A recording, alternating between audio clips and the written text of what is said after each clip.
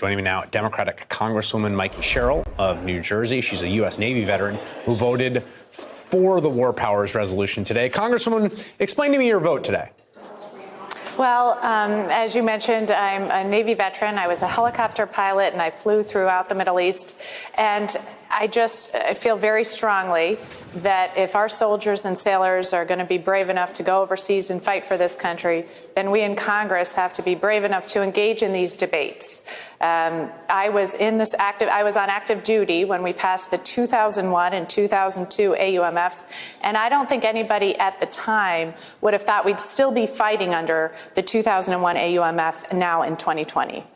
What do you say to those who say this shows division externally to Iran, or that it was playing politics, in the words of your fellow freshman Max Rose, to bring up a War Powers Resolution? You know, a lot of us have fought for this country over the years. I don't think we play politics when it comes to issues of war. That is something I would never do, and I know that many of the national security Democrats I serve with would never do that. I don't think anybody in the Democratic caucus would do that, quite frankly. Do you support what Barbara Lee was talking about when you referred to those 2001, 2002 AUMF when you were in active duty? Do you support repealing the 2002 AUMF, which the administration is currently using as justification for the strike against Soleimani? So we have not been fighting under the 2002 AUMF. In fact, most people would say that is tied to regime change for Saddam Hussein's regime. That is why I have voted to repeal the 2002 AUMF. We have had troops fighting under the 2001 AUMF. However, I've suggested that that needs to be updated. Where do you understand this going from here? I mean, the War Powers Resolution has always existed in a somewhat constitutionally nebulous space. Administrations sort of like to both say it shouldn't exist and then that they're actually listening to it. Like, it seems to me there's a lot of work, a lot of ways to go to rein in back the power of a single president to engage in war in the era of the war on terror.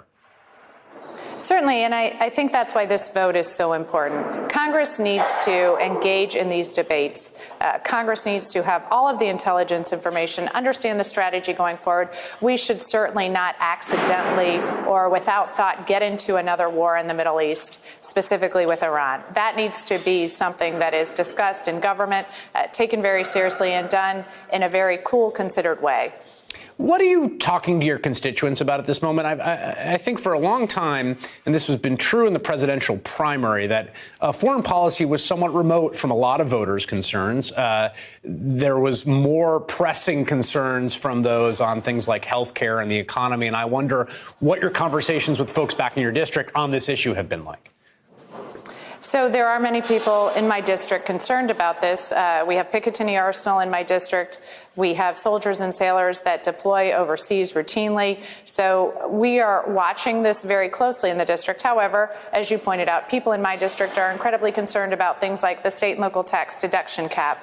I'm very proud that one of the final bills that we voted for was to repeal the state and local tax deduction cap. We're worried about the Gateway Tunnel project. We're worried about health care and bringing costs down to the consumers. So there are an abundance of things in New Jersey that we're talking about. All right, Congresswoman Mikey Sherrill in New Jersey, a freshman congresswoman. Thank you very much. Hey there, I'm Chris Hayes from MSNBC. Thanks for watching MSNBC on YouTube. If you want to keep up to date with the videos we're putting out, you can click subscribe just below me or click over on this list to see lots of other great videos.